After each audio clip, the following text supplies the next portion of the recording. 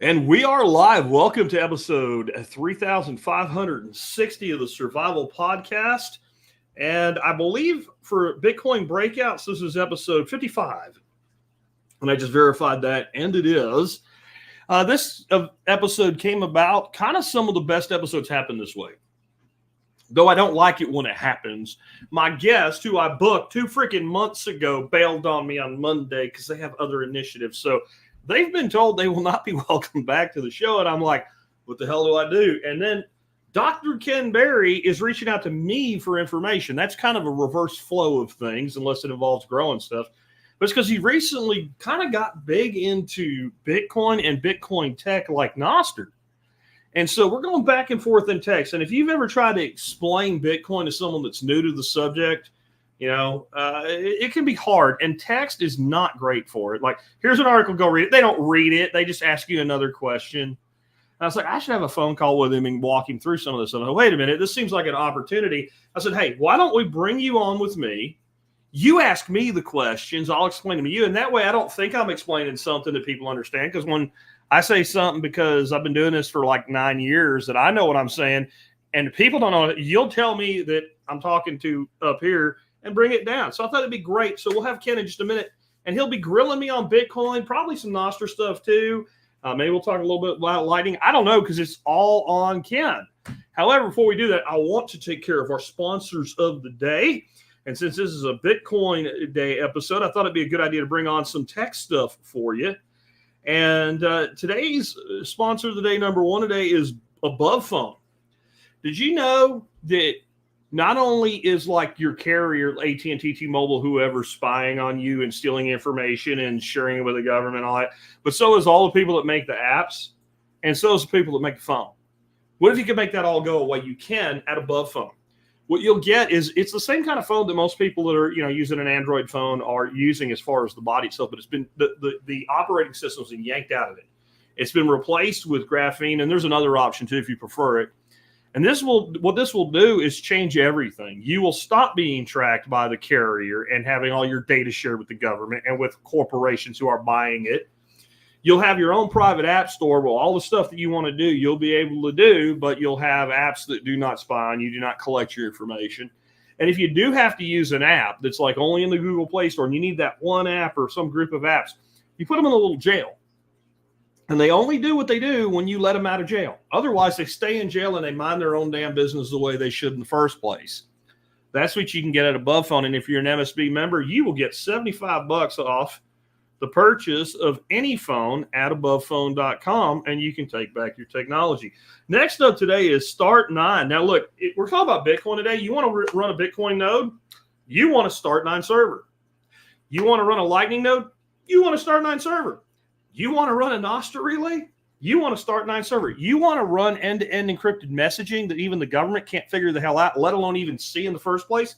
You want a Start9 server, and you want to do anything of like 70 other things? You want to Start9 server. This is too complicated. I'm like Ken Berry. I'm a boomer. I can't figure it out. Can you install apps on your phone and use them? Yes, then you can use a Start9 server. It really is that easy. Check them out. And they'll give you 9% off if you are an MSB member as well.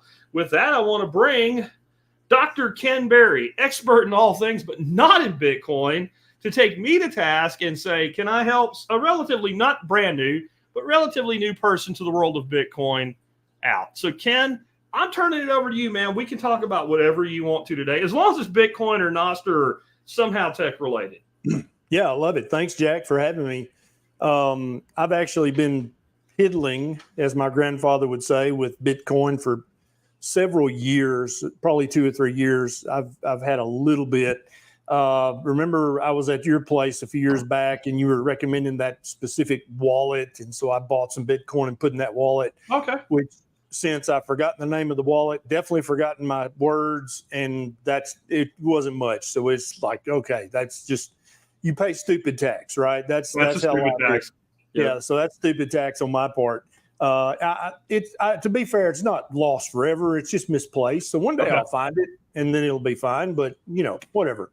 So you turned me on to Nostr recently because I keep really liking the idea of a decentralized social media. Sure. so that you're kind of in charge of your content. You carry your followers with you. So, say that Twitter says, "Oh, you've talked about fat doctors one too many times, you're banned." Well, then I've got to go to a new platform and I've got to build up my followers again, right? Whereas if I'm on Noster, the Jack taught me this. I didn't know this, that I just log on a different way and I've got all my followers still right there with me. And so it effectively makes you unbannable. And currently, I'm not having any problem with censorship or anything on any of the social media platforms currently. But as we all know, if you're being too loud and persistent with common sense, very often that'll get you banned. Just depending on what changes in the societal climate, you could go from being a very valuable member of society to being banned. Yep. And so I thought, well, I'm going to go ahead and branch out into that. And so then why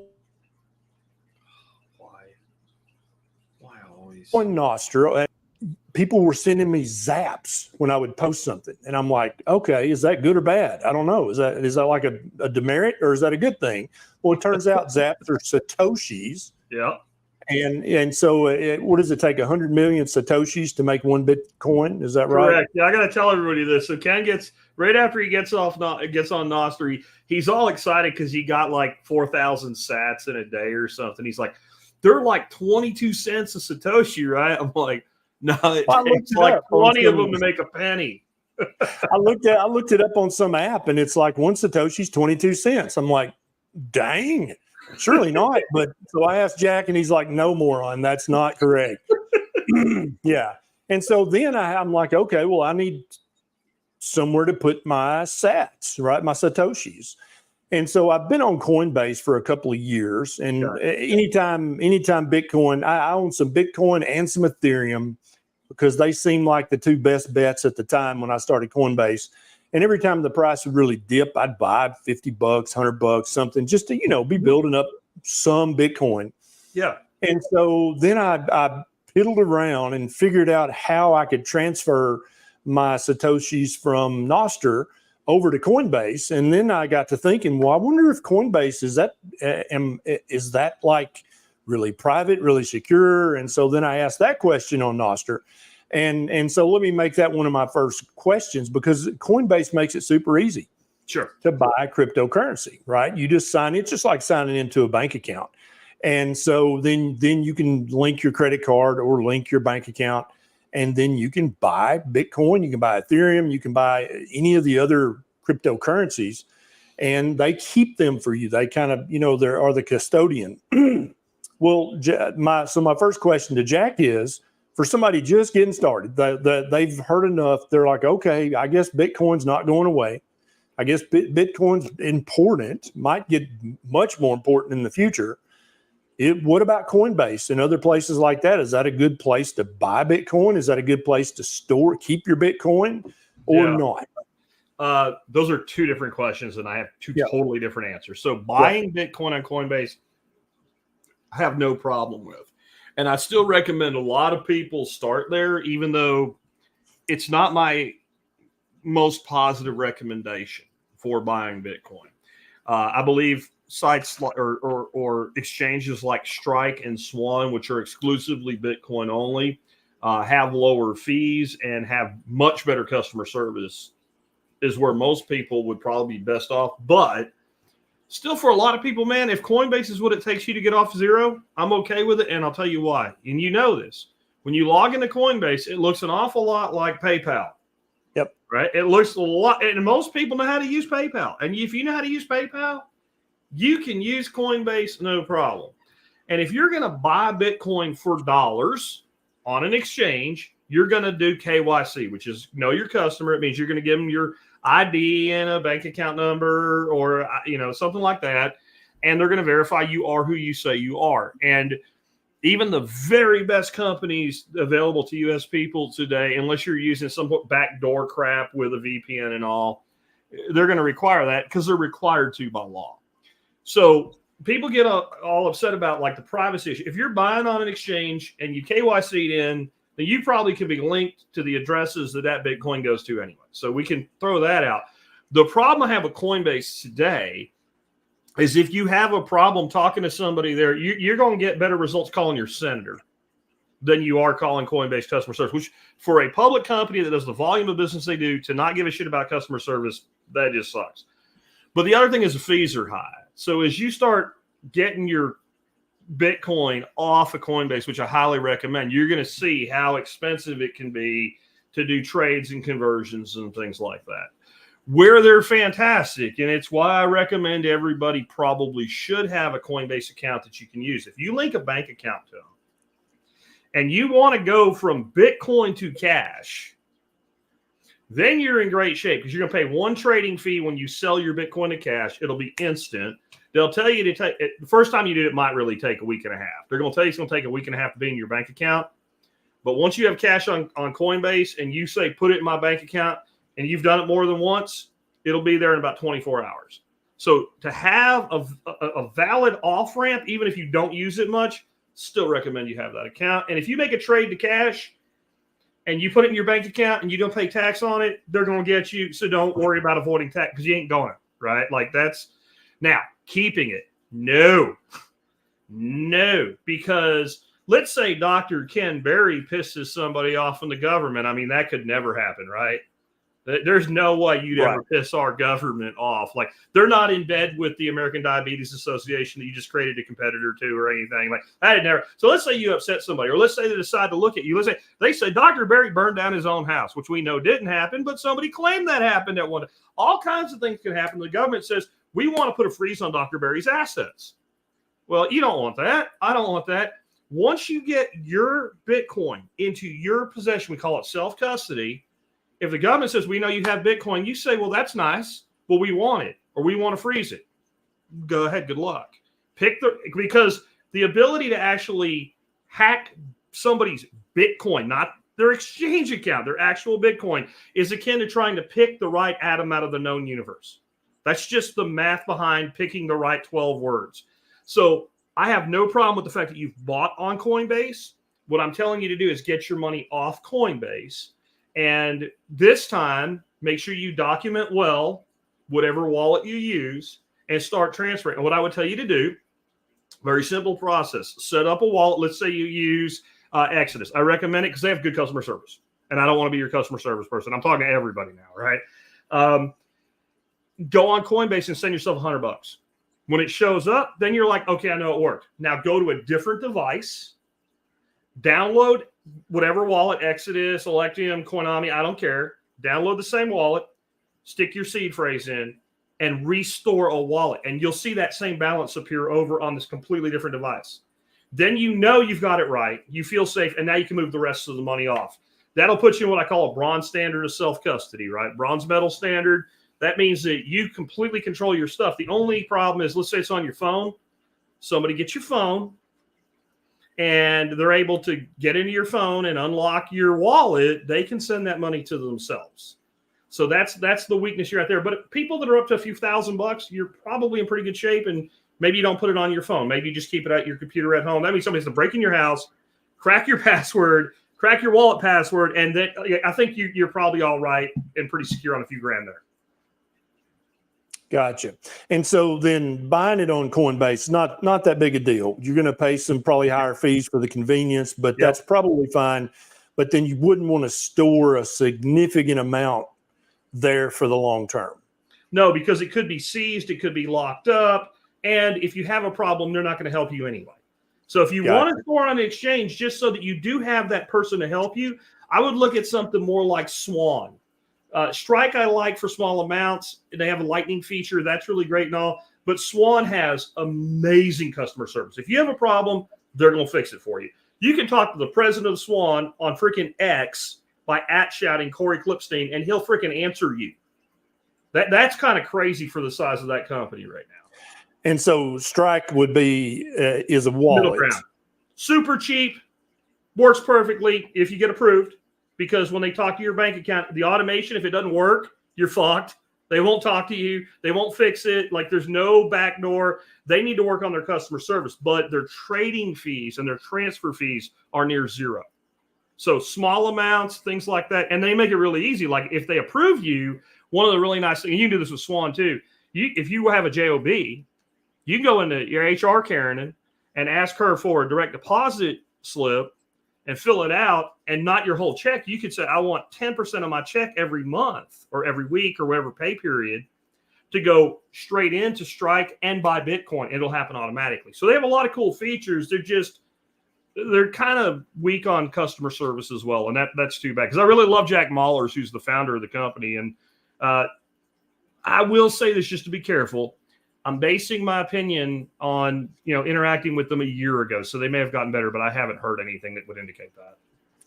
So you mentioned Strike, and I'm assuming that's a wallet. It's a wallet and an exchange. So most exchanges have apps that can act as wallets. So I wouldn't even say it is a wallet. It has a wallet integrated into the app. The beautiful thing about Strike is you can send dollars and have Bitcoin show up. So you can have dollars deposited into your Strike account, or you can link to your bank account and transfer it over. You can hold USD. And if you're the kind of person that likes to spend Bitcoin because you want to help Bitcoin, I think that's great. I think you're creating a tax nightmare for yourself, and you're not hodling, right? You're spending. And okay, great. So the way you create no tax event for yourself is you hold USD in that spending account, and that'd be that small amount I'm okay with on an exchange. And then you go to a place and says, we take Bitcoin. And if they want Bitcoin in the form of Lightning or on chain, boop, and done. And it magically changes during the transaction, which also means if you're depositing USD in your Strike account and you want Bitcoin in self-custody, you can set it to your own address that way. And you don't have really a trading fee because you never traded. And you also have, you're not Jason Bourne or anything, right? But now you have some obfuscation because you're not necessarily the person on the other end of that transaction. You see what I'm saying? So it's a little bit of obfuscation in who's actually holding the Bitcoin, and you never actually bought Bitcoin, even though you did. Now, I've got multiple questions about that, but I think first we need to pull back to the 10,000 foot level. Okay. And ask a question that my wife, Nisha, keeps asking me, because the price of Bitcoin, first of all, just saying the price of Bitcoin, that makes it sound like it's not money. That makes it sound like it's a commodity. And then also the fact that the price is crazy volatile. Like it can be, it was 55,000 just a few days ago. Then it was 60. Now it's 59. That doesn't feel like currency to me. And I know that people trade on currencies. I know currencies values fluctuate, but not like that. So her question to me a million times, and so I'm going to ask you so I can have an answer, is when does Bitcoin stop being this crazy volatile commodity and start being actually money that people will use and spend? Sure. So first of all, I think if you're going to spend money in the next few months, you probably shouldn't convert it into Bitcoin because volatility is there. But second, I would point out that Bitcoin has matured to such a level and reached such a value that what we see is huge volatility. It's a $2,000 swing. Well, if you were in Bitcoin when it was like $9,000 and you got a $2,000 swing down to $7,000, that hurt, right? That hurt. That was a significant percentage. A lot of these big swings we see now, really in a percentage level, aren't that big. I mean, I know you're not big into stock trading or anything, but I'm sure you remember back in the day, let's say the 90s, if the Dow Jones went down 300 points in a day, people were jumping out of freaking windows. 300 points a day is nothing because the higher the number, the lower the percentage. So some of that volatility, not all of it, some of that volatility is a little bit overstated in our heads. Right. And I would say this is a big problem you get with people getting into Bitcoin. So they buy like $500 to kind of put it in perspective. They buy $500 of Bitcoin. Bitcoin's at like $40,000, and it goes to $42,000, and they're acting like they're a gazillionaire. And it goes to $38,000, and they're acting like their kids died, right? Like it's not that big a deal. And it's always people, little bits of it that react the craziest about it. It's long-term money, and long-term, even if we take out the first couple years, you're looking about a compounded rate of around 100% per annum. If we come halfway through its life, if we go back to the beginning, it's more like 200%. So that volatility, that's where we say is a feature, not a bug. But that volatility also has been reducing. And if you go look at a graph of Bitcoin cycles, and it's a 4-year cycle around what we call the halving, you'll see that if you kind of like contain the volatility in a sphere, every cycle, the size of that sphere shrinks. So one of the big things is people say, well, I missed the opportunity with Bitcoin. Bro, we are early. We are so early. We are internet in 1991 when the fools on Good Morning America going, what's that @ sign? What is internet? Why does it say like that's how early we really are? And as more and more people adopt Bitcoin, the less major sell-offs and buy-ins will affect volatility. So volatility is shrinking, but we're a long way from where it completely kind of gets to more like a currency where you can have a couple 100 million flow in and out in an hour and not have a big movement. You're going to still have that for a while. But every time more of that Bitcoin is locked up permanently or locked up long-term, that volatility is capped and goes down. So that does mean that you're probably not going to have the kind of returns you could have had if you would have aped in 9 years ago. But what you have is a more secure and safe investment over the next 9 years than you had 9 years ago. It was a much bigger risk then than it is now. So the reward was higher. So we're seeing that come down. But, I'm going to tell you that I think most people here today, if they follow your dietary advice and don't kill themselves, will see $1 million Bitcoin in their lifetime. Yeah, I've watched. You can either have no volatility, you can have upside. It's up to you what you want, right? Right. I've watched a few videos by Michael Saylor, and so he talks about $1 million Bitcoin, $13 million Bitcoin in some cases. Some people are talking about, and I guess as it increases in value and becomes more adopted, then the volatility just continues to decrease, and it becomes more a currency than it is looked at as a commodity. And so, but right now it feels like you're trading a stock or you're betting on a horse at the track. And the to some government people, and I treats it that understand way. long term that's not the case. Yeah, the government treats it that way, right? It's considered a commodity. It is considered outside the stock market, which gives us some unique things we can do. Nobody likes capital gains taxes. Well, we only pay them when we sell it. That's kind of the good thing of holding a stock. I can have my stock go up 100x, and if I don't sell it, I don't pay any tax. I just have that equity sitting there whenever I want to take a piece of it. I only pay equity. I only pay tax on the piece that I sold. So if I have $1 million profit, but I take 100,000 out, and that 100,000, based on a basis was 10, I only pay tax on $90,000. I still have the rest of the money without. And Bitcoin works that way. The advantage it has over a stock for tax implications is it, unlike a security, it is not subject to what's known as the wash rule, as long as you didn't buy it in one of the ETFs. That would change if you did an ETF, because that's a public offered security, right? So what that means is if I'm holding Exxon stock right now and it tanks for something happens, there's an oil spill or something, and everybody freaks out and dumps it. If I sell it, I have to wait. I believe it's either 60 or 90 days I have to wait to buy the same stock back. So I can't sell it, cash in the loss on my taxes, and immediately buy it back and just reestablish my basis. With Bitcoin, and frankly, all cryptocurrency I can. So when I buy Bitcoin each year, I kind of put it into a series of addresses, so I know which is what. And if we have a big sell-off and a big drop, which we tend to in each cycle, I throw all of that on an exchange. I dump it all. I immediately buy it back, and then I record the capital loss for that tax year. This is not some shysterism. This is completely legal. This is the government's rules. It could get closed and changed with some regulations they're talking about doing. Until they do, you could literally screen capture video yourself doing this, right? Send it with your tax return. It's okay.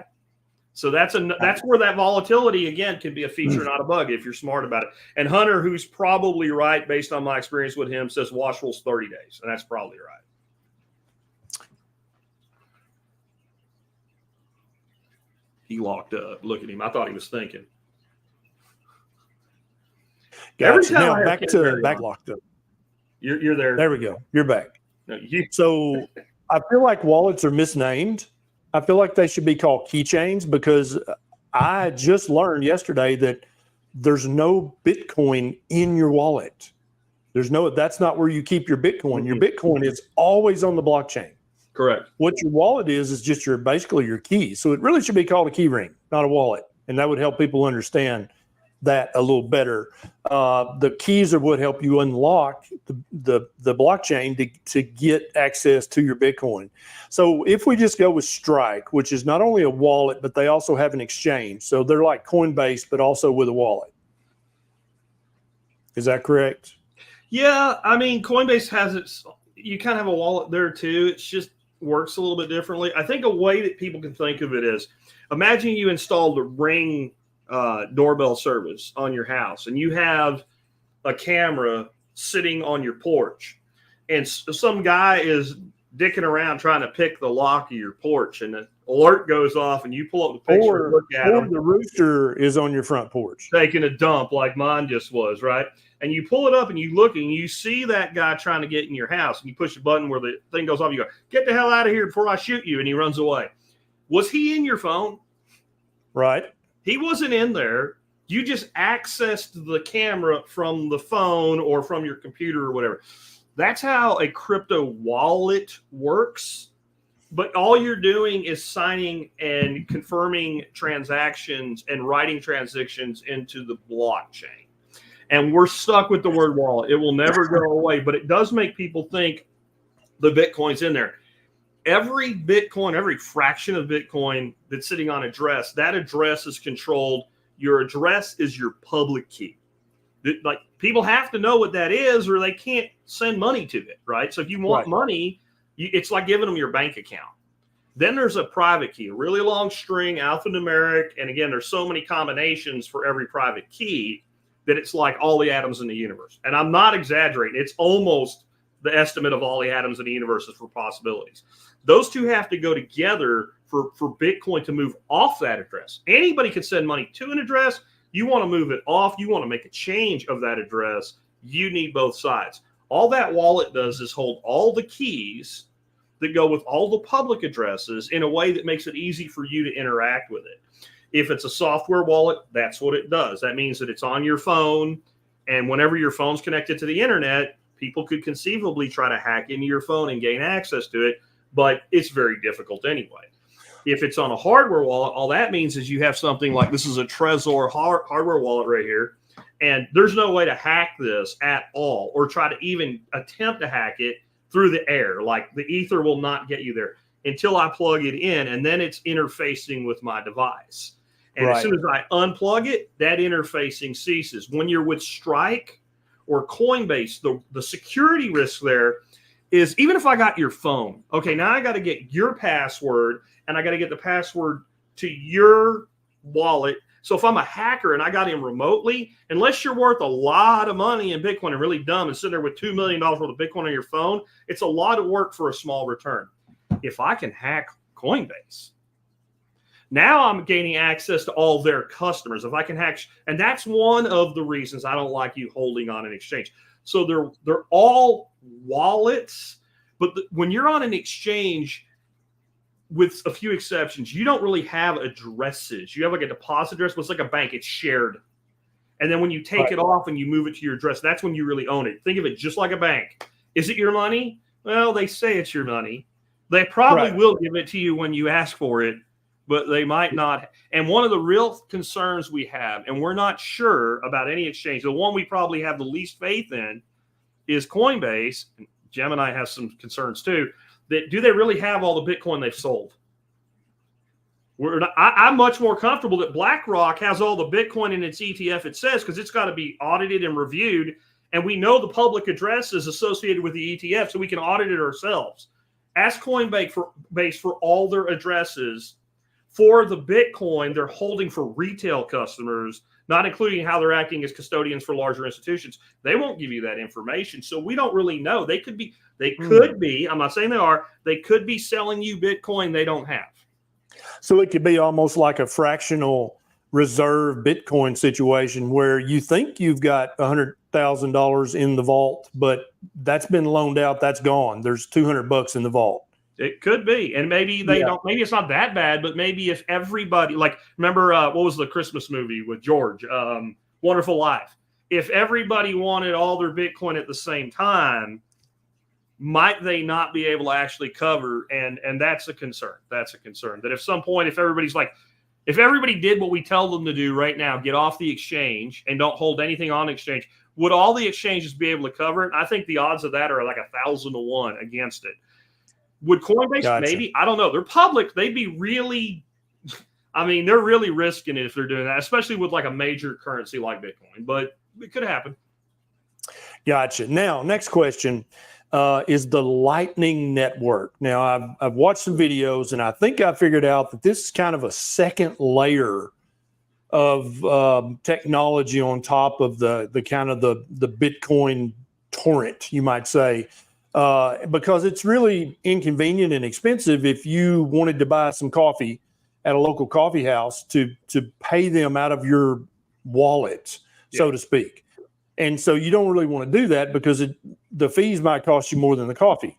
But so this second layer, this Lightning Network that's kind of layered on top of Bitcoin, is you can use that to pay for coffee. And the fee is very minimal, not a big deal. And so for people who actually want to use Bitcoin day to day, which I don't think you recommend doing that. I think you recommend stacking that shit up and spending, according to Gresham's law, you spend the bad money and save the good money.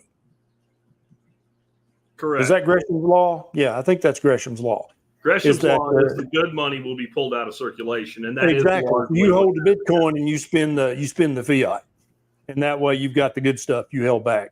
And so, but if I wanted to, just like on Nostr, if I wanted to zap somebody, I'm assuming that zap that comes out of a kind of a Lightning network that's within the Primal, which is what I use to access Nostr. Is that right?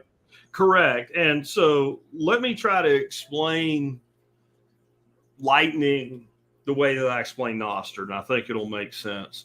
What you said is true. So Bitcoin runs on what's called a blockchain, and it takes about 10 minutes per block. So about 10 minutes, your transaction will go into a block. Depending on when it entered the block, it'll be about 10 minutes before it's done. So that's slow, at least the way we think of it, because when we go to the store and swipe a credit card, it's like instant, right? A card approved, go on your way. What you don't know is it's actually 72 hours for that merchant has the freaking money. You sell stuff online, so you know how merchant accounts work. There's final settlement is not instantaneous, where Bitcoin 10 minutes it is. But there's a fight, right? So make it secure. It's not fast and easy. It's hard and expensive. There's a real cost to money. So there's a real cost to Bitcoin being created, and there's a real cost to it moving and transactions being verified through what we call mining. And that's why it seems expensive. Now, is it expensive? If you're buying something for $250, it is not expensive. If you're buying something for $2.50, like you said, the fee might be more than the cost. So we don't want to do that. So we need like a light version of Bitcoin. So we move some of the Bitcoin off chain to what we'd call like a layer 2 or a side chain type situation. And I don't really want to get into how that works because that could be a whole podcast. In fact, I have whole podcast episodes just on how it works.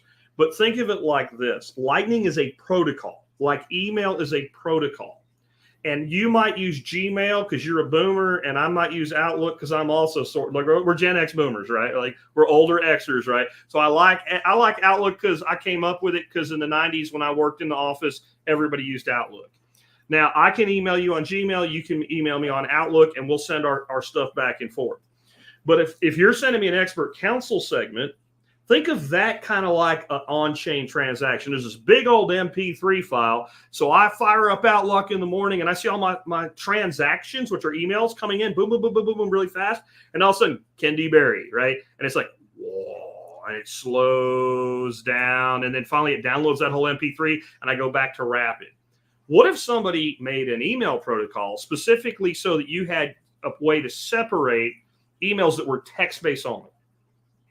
Well, those emails would be cheap and fast for resources. They would move much more quickly. It's not an exact analogy, but think of Lightning like that. We've moved Bitcoin off the chain, but we've secured it with it. There's always a corresponding on-chain transaction. Every Satoshi on Lightning has a corresponding, it's waiting to come back on chain. So it's very, very inexpensive. And how inexpensive? Well, I can zap you 2 sats, not even a penny. And I can afford to do it. And you actually get the 2 sats that I sent. If I send you 100 sats, it might cost me 1 sat to do that, which is a fraction of a penny to send you, like right now, probably somewhere around 8 cents. Very cheap, very fast, very efficient. If you want to know more or you want more control, then you're going to want to like run what I was talking about when I talked about one of my sponsors today, a lightning node, where you're running your own lightning node. You put your own equity on it, because got to explain a little bit about how lightning works. How do we keep each other honest? Jack is sending Ken money across lightning, and it's going through Steve's node. Okay. How do we keep Steve honest? Steve actually has, as much as he can move through his node, he has equity placed on the network. So there's every dollar that goes across as a dollar securing it, let's say. And when that goes through, think of it like beads on an abacus, right? So it's going from my node through Steve's node to your node. When I send it, if I send you $1 worth of Bitcoin, an additional dollar that's mine will slide over to Steve's side. I still have it. I still control it. I can still take it off whenever I want to, but it's there. And eventually, when there's enough stacked on Steve's side, that secures transactions back into me, and I'll push it back out, and it secures transactions into me. Okay. So that's like knowing how email works. And my point with it is, I want people to be confident that it works. It's not the banks taking over some bullshit like these people say, but you don't worry about how your email works. You don't understand IP protocol when you're using the internet, or HTTPS protocol. You just use it. And that's how to think about Lightning. It's just a technology. The problem that people point out, and it is valid to a point, is if I'm running this node and you're using my custodial Lightning wallet, same thing we're back to with the exchanges. I could, in theory, rug everybody and try to steal all their Bitcoin. The thing is, I'm probably going to lose all my equity that I have staked to be able to do that. It's called justice. And so I'm going to damage my reputation. Nobody's going to want to do business with me. I'm going to lose probably as much as I can steal. So it's complicated to do, but easy to use. And that's why I don't think most people should bother with a Lightning node. Gotcha. Now, hold up your little wallet that you showed a second ago. Wallet? Yeah, hold that up. And so if somebody broke into your house tonight, and took it with them, what would happen? So they would go plug it in, and it's been paired with Exodus, so it's not going to be real. Like if they really knew what they were doing, they could get around that fact and not figure out what wallet it's been paired with, and they could conceivably use it to steal all my Bitcoin. The first thing they would need to do, though, is figure out the PIN number that unlocks it. And that PIN number can be 8 digits, 4 digits, 6 digits, right? So you can't even just brute force it. And if you tried to brute force it, I believe you get 16 attempts, and it will permanently lock itself, and it won't work ever again. So they'd also have to get into it with a complex PIN, and then know how to deal with the fact that they don't know what wallet is paired to. It could work completely on its own. It could work with Exodus's software. I'm sorry, with Trezor's software. It could work with a wallet like Electium. And so that kind of makes it another level of complexity. However, if somebody did steal that, I'd probably notice.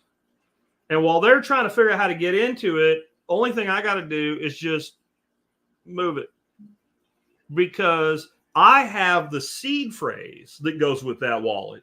And with that seed phrase, I could restore it to another wallet. And by the time they cracked it, it's probably gone anyway. And this is some advice, though, on like physical security.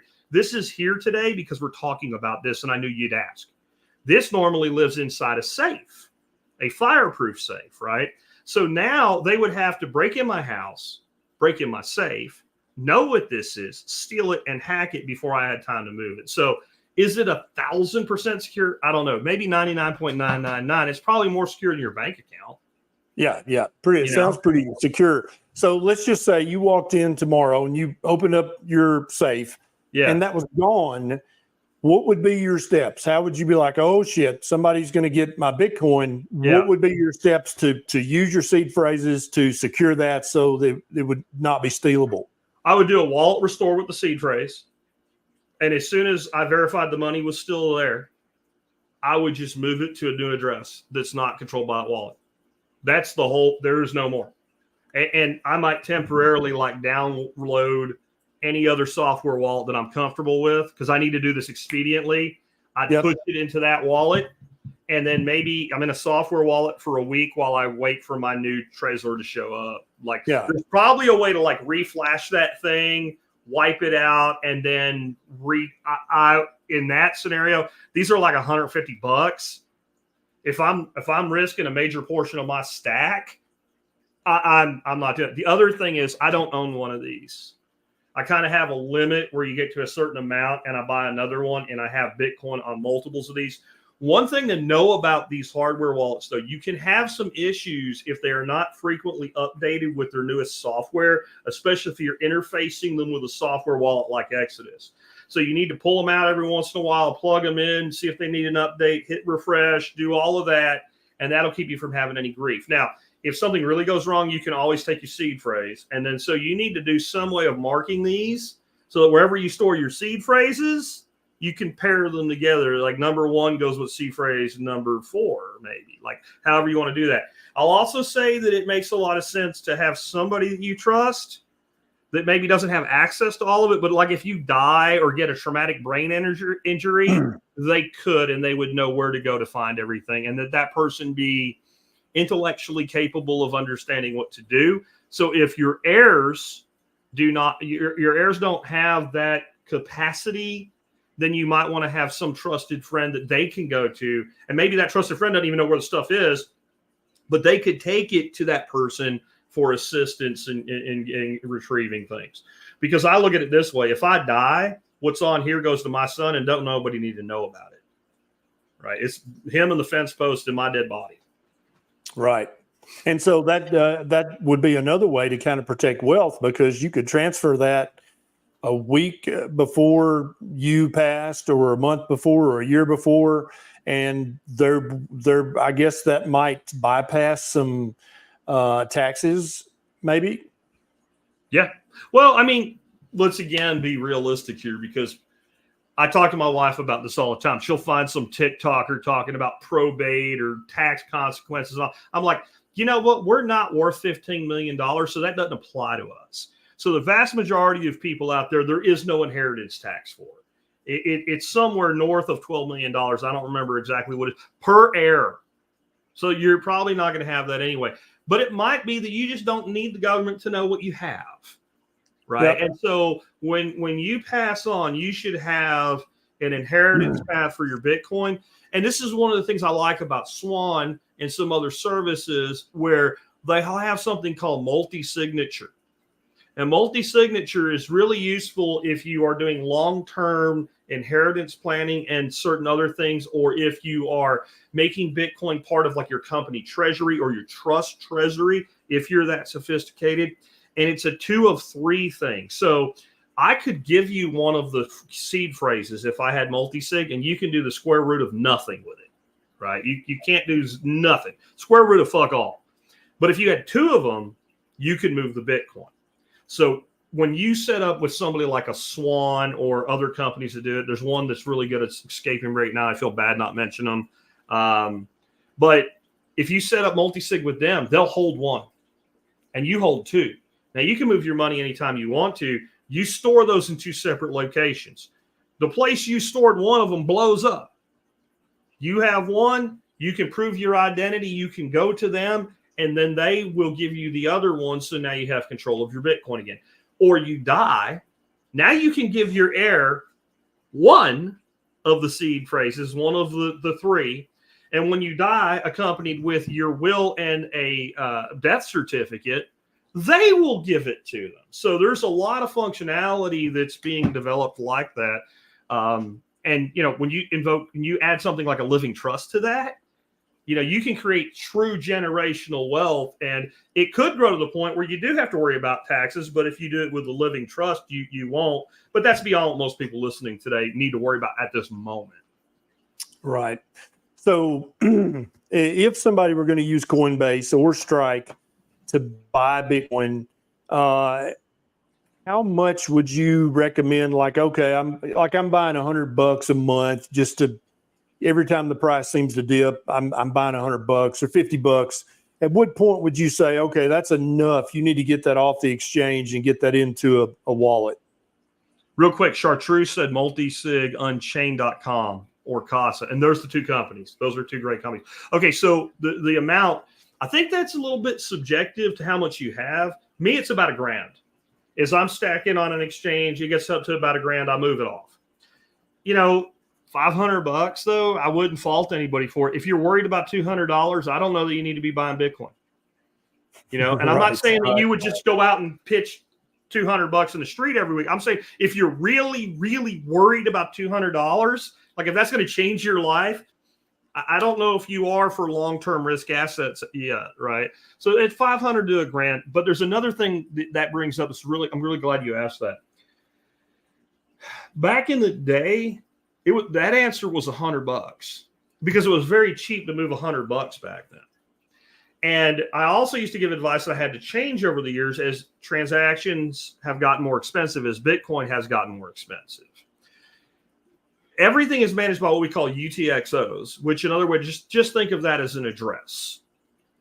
And when you make a transaction and you have like $10 in this address, $5 in this address, $15 in this address, and $100 in this address, and you need to pull from all of them to equal the transaction that you're doing, it's more expensive because you're pulling out of more addresses. There's more complexity to the transaction. So we used to say every transaction, create a new address, and your wallet will do that for you. Well, then this expense issue came and we started talking about consolidating UTXOs, really fancy sounding thing for move a lot of your Bitcoin onto singular addresses. The risk with that is if you do too much of it, you can give away too much information. Let's say that you sold Dr. Barry's electrolyte salts, right, on a website for Bitcoin only. And so you made a lot on Bitcoin. And so I do a transaction with you. I buy $50 worth of your electrolyte salts or, you know, your carnivore guide or whatever it is. And then I'm like, I wonder how much Bitcoin Ken has. And so I take that address and I throw it in the Block Explorer and it says $2.9 million. Well, Ken, you just might wake up in the morning with a gun in your mouth, right? And a pad in your hand telling you to write down your seed phrase and will not pull the trigger if it works.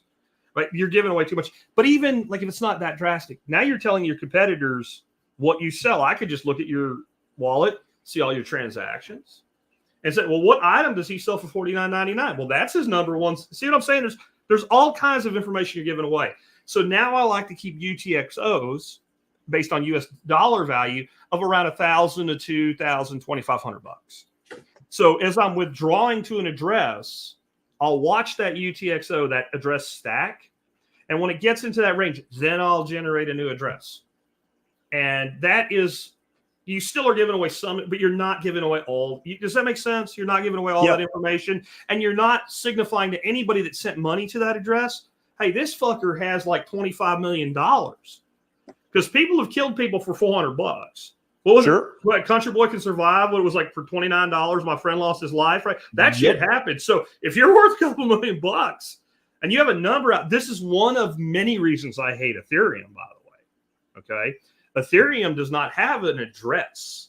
They literally call that string of numbers an account. And there's a reason when you open your wallet and say, I want to receive Ethereum, it will give you over and over and over that same number. And so at one time, I bought an awful lot of Ethereum, and somebody sent me a transaction, and I clicked a button to see how much money they had. Didn't realize I was clicking on my own address. And I went, holy shit, what kind of dumbass tells the world he has? Oh, wait a minute. That looks like a very familiar number. And I realized I was advertising to the world my entire holdings in Ethereum, which was a significant, I don't want to say exactly what, but it was a lot of money because I bought Ethereum when it was 98 cents. Okay, so you feel me there that this was like information I didn't want to give away. And so try to minimize your fees of your transfers out. And one of the best things you can do for that, transfer your money on Sunday morning. Transfer your money when commerce is low and you're going to end up with lower fees in general. And Coinbase will dick you hard with their fees, but their transfer fees are actually really low. Because they're doing batch transactions. They're not coming from 9 UTXOs. They're coming from 1 and paying out to 12. Gotcha. What else would a newcomer need to know? What have we not talked about that's super important? Don't talk about what you're doing. Don't advertise. I mean, all these people with Bitcoin shirts and keychains and bumper stickers and all. I don't think that's the wisest thing. People say, well, he's there to talk. Well, I'm a podcaster. I have to take risks to teach people. So I would, keep my mouth shut, except to like your closest friends, and be careful what kind of friends you have on top of that, with what you let them know. I would say another thing is don't try to cheat your taxes with this. This is not the tool for that. Even using, like I said, I use Monero. They can't tell anything about a Monero. That's a shit coin, but it's actually one with utility. It is a very private transaction. I am pro privacy, but where'd you get it? Probably on an exchange.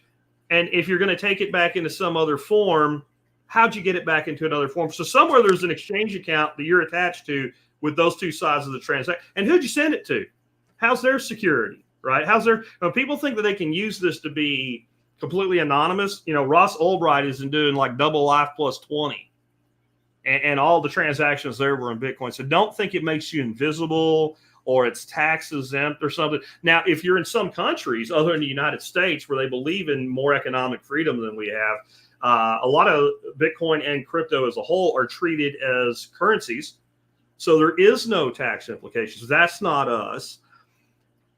Go slow when you begin, and don't try this bullshit of you think you know when to buy. The way you describe buying is almost perfect. Bought a little bit here, a little bit there when it dips. I believe in DCA, dollar cost average.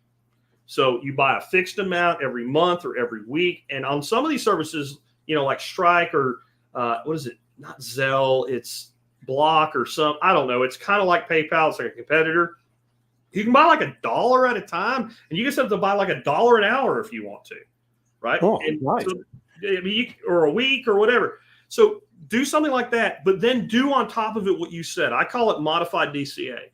If you have some extra capital, keep some extra cash in your exchange account. And when you get that big dip, throw some extra money at it, but keep that recurring cycle.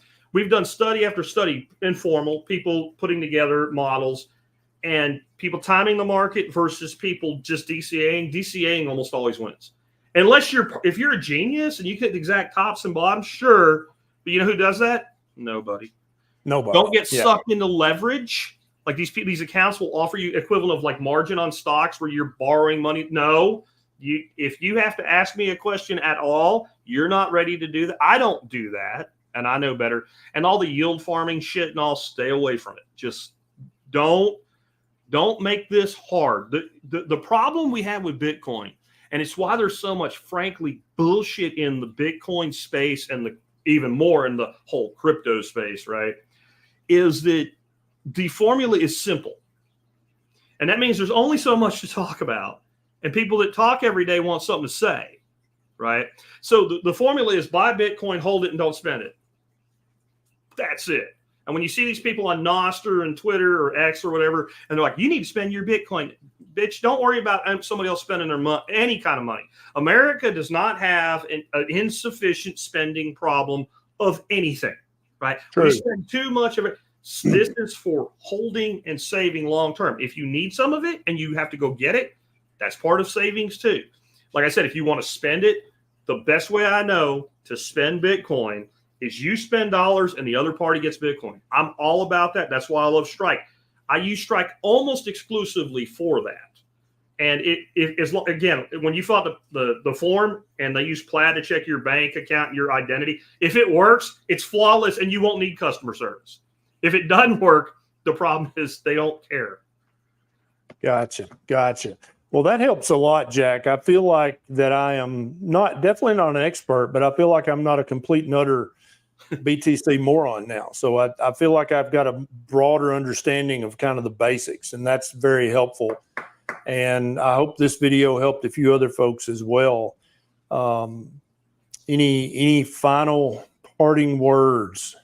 What made you, Ken Berry, decide to buy some Bitcoin? Because there's so many people, especially in our age bracket, that are really resistant to this. What made you say, hey, this is worth a few bucks? Because that's my goal in life, is as an evangelist, to get people onboarded? I figure once you get onboarded, it'll work out.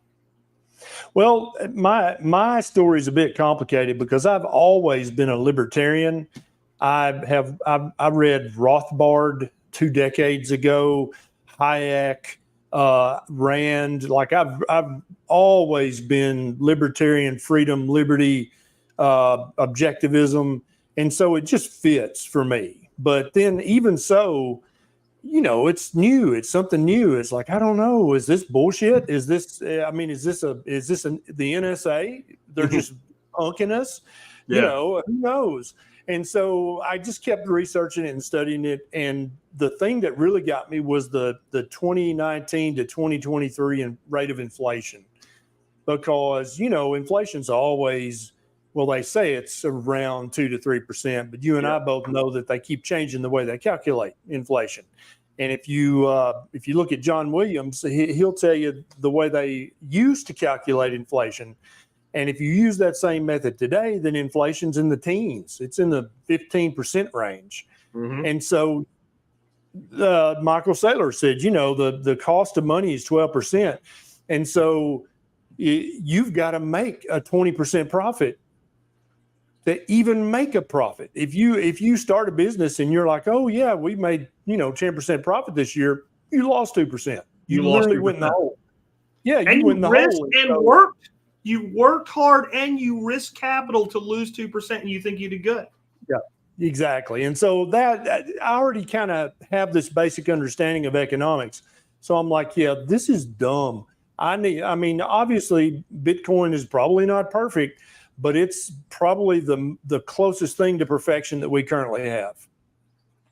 I would agree. And we did have one question here. People said, did Jack explain why it's Bitcoin and it's not crypto? And, I try to be gentle on this subject because I shit coined for a long time. That workshop you came to, I was talking about shit like Algorand and stuff. Not really as a monetary instrument, but as a blockchain to secure things like NFTs for things I still think could work, but nobody's really interested in doing them, like titles on cars or shares in a production. And I think there's a place for that at some point. But for money, it's Bitcoin, because what you said about Gresham's law is everything. If there was still an economy that took silver coinage, nobody would take anything past the 1965 quarter or a dime because I want silver, right? And what that tells us, there's only one number one. The second is last. It was a Ricky Bobby, right? If you ain't first, you're last. Well, there's only one first, and it's Bitcoin. And you hear terms like the flippening, and I've heard that stupid shit for 10 years now. And it's flipped? The people that bought into it over to being what we call a Bitcoin maxi. And so I don't hate the term crypto. I don't beat people up we weren't all born. About the only person I know that's really well known that came into this space and went straight to Bitcoin maxi and stayed there is Michael Saylor. He's the only one. And I think it's because he came at this with like a complete concept of like finance and the same problem you had, inflation. And so when you come at it that way, you're like, well, I want the best. And then the rest of it's shit.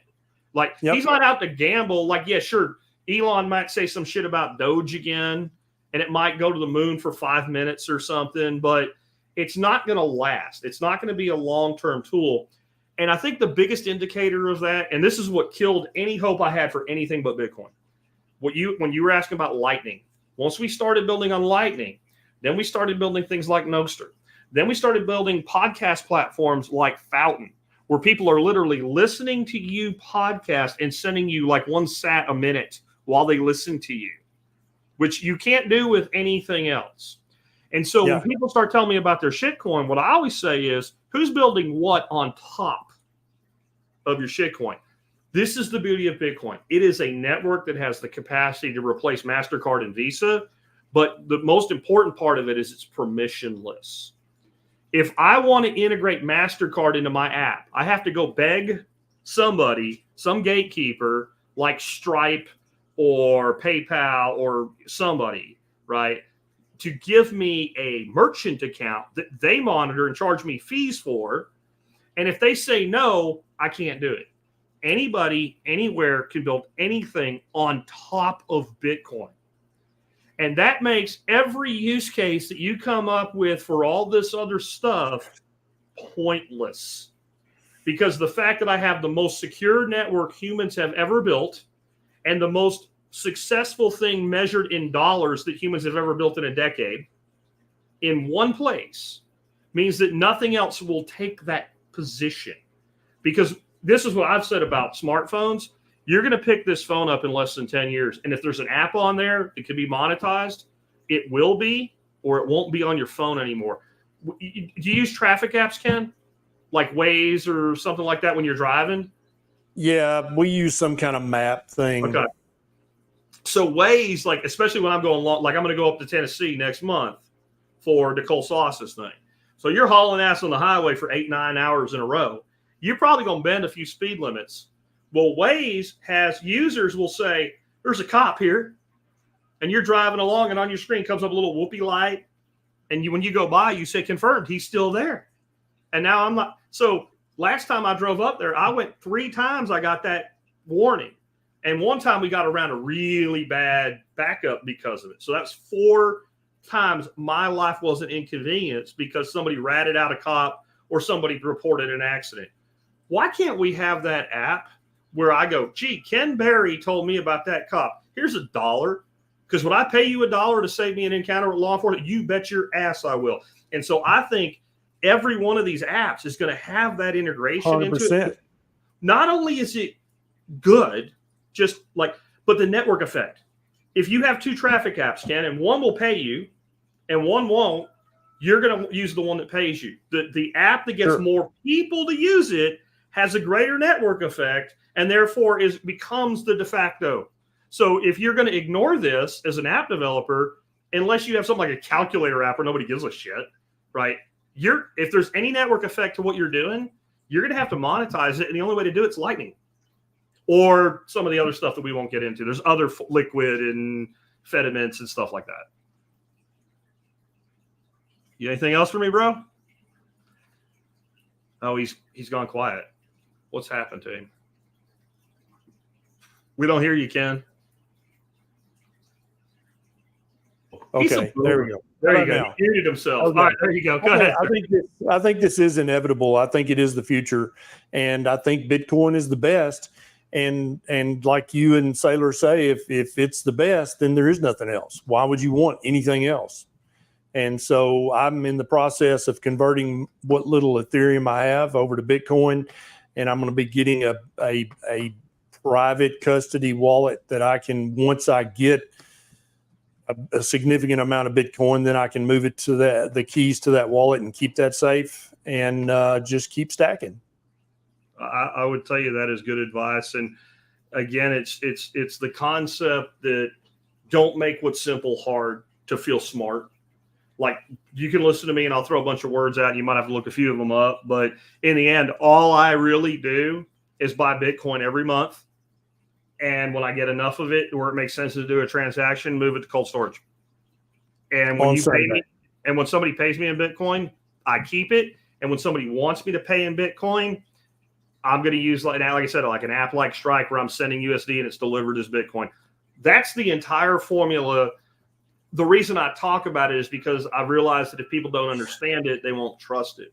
So we get deep into it so that people can have enough, whatever amount of understanding you need to enact that simple formula will do, because I really believe that we are heading for economically and logistically some very, very hard times. I don't want to get political right now at the end or anything, but we know what's going on in the world, and, you know, things will probably be worse if Trump doesn't get elected than if he does, but they're not going to be all hunky-dory because he does. And it will be done in 4 years. He's not going to stay there forever. He's not going to be a dictator for life or some shit. And sooner or later, we're going to deal with the consequences of the amount of money printing we've done.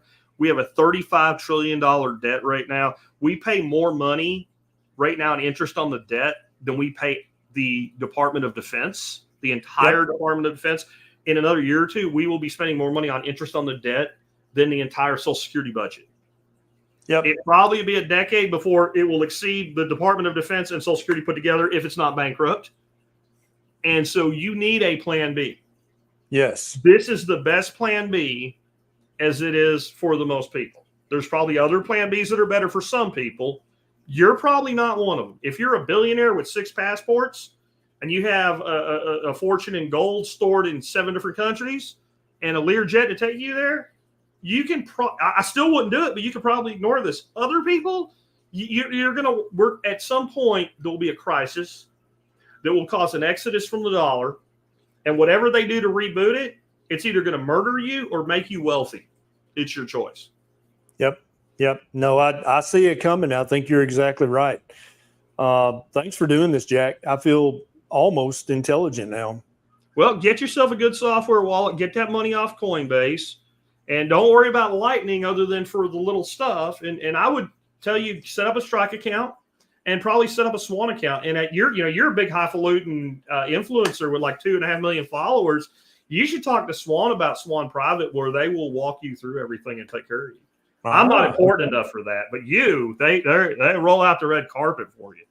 I doubt that, but we'll see. All right. Thank you very much, Jack. I appreciate the info. Thanks, man. All right, guys, real quick. I enjoyed doing that. I like being on the other end of an interview once in a while. Ken's a great dude. I tease him from time to time, but he really is a good guy. And he's always been a good friend of the show and the community. And what we did just there was no shtick in that, right? That was 100% genuine. He really has been asking me a lot of questions about Bitcoin, again, over text, and it's hard to answer. And so I just thought it would be beneficial for y'all to hear me actually walk through Bitcoin with somebody who knew a little bit about it, but not everything they wanted to. Doing that, it makes me wonder if it would be good to do an episode someday where I take somebody who's open to Bitcoin, but doesn't understand it at all. You know, a real boomer situation, even if the person's 30 years old, where I just don't get it.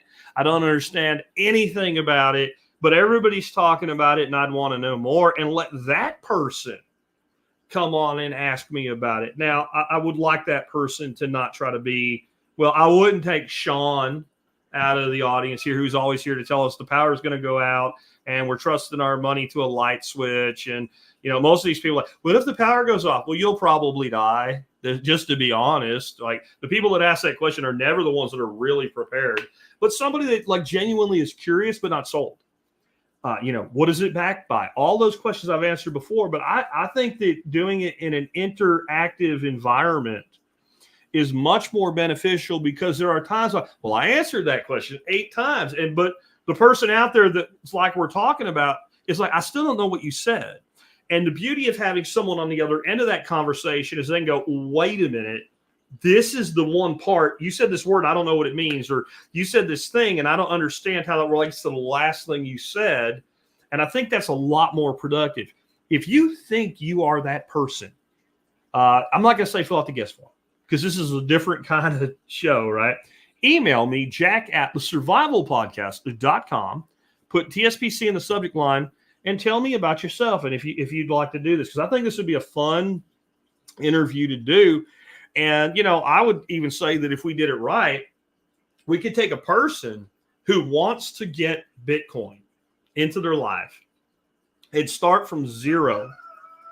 And by the time we're done with the episode, they would own their first Bitcoin. Now, there'd have to be some pre-show work, because you're going to have to get Strike or Swan or something, right?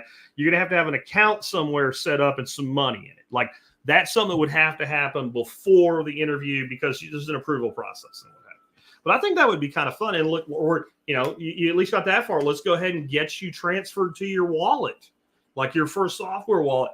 Because I think when people see something happen, and we can only show so much because we don't want anybody to know any personal information, but I think there's something amazing about it. And I think another thing that would be cool would be to like have someone at least have set up, the person that does this, maybe at least set up your Lightning wallet or set up a Nostr account, and don't tell anybody.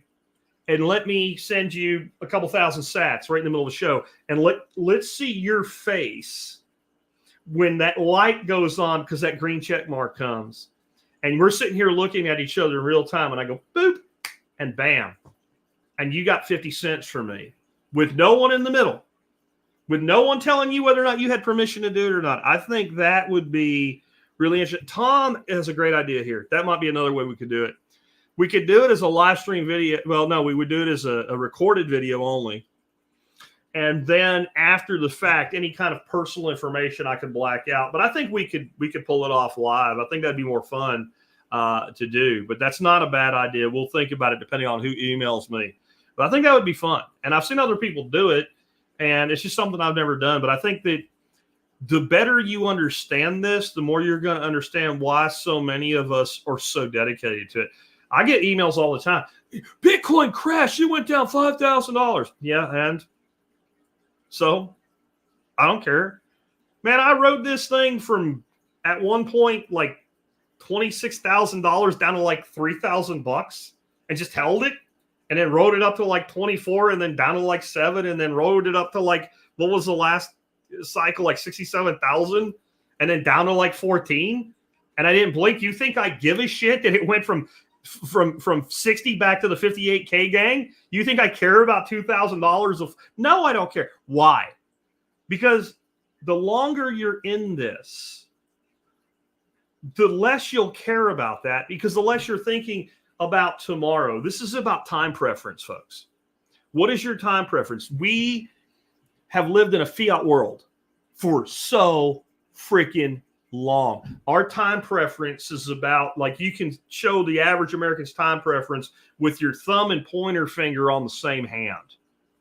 It's so short. We measure performance of salespeople by the week instead of annually, right? And we should measure salespeople annually. I'm just saying, like, unless there's a real problem, right? But we measure our own world in like this little, like, whatever. If you get paid every 2 weeks, you measure your time preference in 2 weeks. If you get paid every week, you measure your time preference in 1 week. If you get paid monthly, you measure it in 30 days. And we shouldn't be doing that. I'm stacking money partly for my retirement, but more for my great-grandchildren to have someday. You think I give a fuck what happens over 2 weeks? No, because I know what the long-term trend is. But you don't get to that level of confidence with something that's brand new to humanity. I mean, it's what, 2008 is when it came out. It's about as old as the show, about 16 years old as an idea. So that's brand new for a technology. You think about, like, even digital cameras are new. Fucking Kodak had the first digital camera in like 1974 to drive home how early we are. So this is new to people. So how do you get to where that crucible is like a sauna, and then I jump in the pool and I feel good now? You make it through 2 cycles. You make it through 2 cycles. You got to go through your virgin cycle. There's a 4-year cycle, because it's going to go up and it's going to come back down. That first one hurts. The second one hurts not as much. By the time that second one's over, you will not care. You will become a crypto honey badger, a Bitcoin honey badger. You don't give a shit what the market does. I only made one mistake in all of this, and that is not becoming a Michael Saylor back in 2013 when I entered the space. I found out about Bitcoin. I bought some Bitcoin. Then Coinbase, all they had was Bitcoin back then. Then they brought in Ethereum. I never heard of it, didn't know what it was. Like I said to Ken, it was 98 cents. I'll buy some of that, $100 worth. Fuck it. Made a bunch of money. Oh, shit. Look, I'm a genius. Started buying all this garbage. If all I had ever done, buy and hold Bitcoin, I would probably be doing this podcast still, but I'd be like, this is Jack Spirko coming to you from Jackistan. Like, really, that's where I would be with this. I've done well. I would have done better not trying to outsmart the market. The market knows what it's doing. So anyway, real quick before I go, let me remind you, one of the ways you can help the show out and the work that we do is you do your online shopping at tspaz.com. If you do that, you'll help us out no matter what you buy. This week, what I've got for you are the Vivore rechargeable LED headlamp flashlights. These things are just freaking awesome. They work just great. They're bright as crap. Now my eyes are all jacked up because I went and blinked myself with them. But these are great. And they have 2 different light styles, the LED bar and the spotlight, and then 2 different levels. Plus, they do some other features. Super lightweight, fit in a cargo pocket, no problem. You forget that it's there. And they're $16. Great deal, right? It's $16 for two of them. $16 for two of them. So consider picking some of these up. Remember, anything Vavor sells, you can buy through my primary links at tspaz.com. Use the discount code that's there as well and get 5% off anything, no matter if it's on sale. Stack it with other offers, anything that you want to do. With that, I'll wrap up today. We'll remind you real quick, we do have the cover crop and soil course now available. Lots of you guys are taking it, and really appreciate your business there. You can find that at homefoodsystems.com. I got one of the best comments or compliments, however you want to call it, because of the person it came from last night. Billy Bond, who many of you know, is the Permaculture Pimp podcast and Permapastures Farm. Dude is smart. I've known Billy for a long time. Turns out I've known him since I was in the Army. We drank beer together when we were both in the Army back in the 90s. Just didn't remember it when we met again. And I have tremendous respect for him. And we gave him a free copy of the course because he's an influencer. He texted me last night, and let me actually read that comment because this really meant a lot to me. He said, I'm not sure how you did it, but in chapter 1, you covered the most important segments of the presentations of both Darren Daughtry and John Kempf at the last Stockman Grass Farmers conference a couple weeks ago. I'm tied up for the next few weeks, but do you want to come on and pimp the Pimpcast and pimp this thing out? And I told him I would absolutely do that. And we had some more.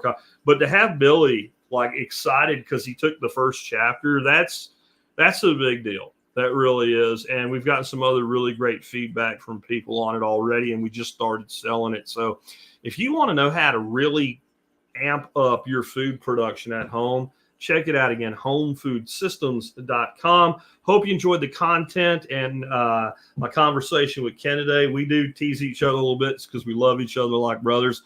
I'll catch you guys tomorrow with an Expert Council show, Friday flashback, and then we'll do it all again next week.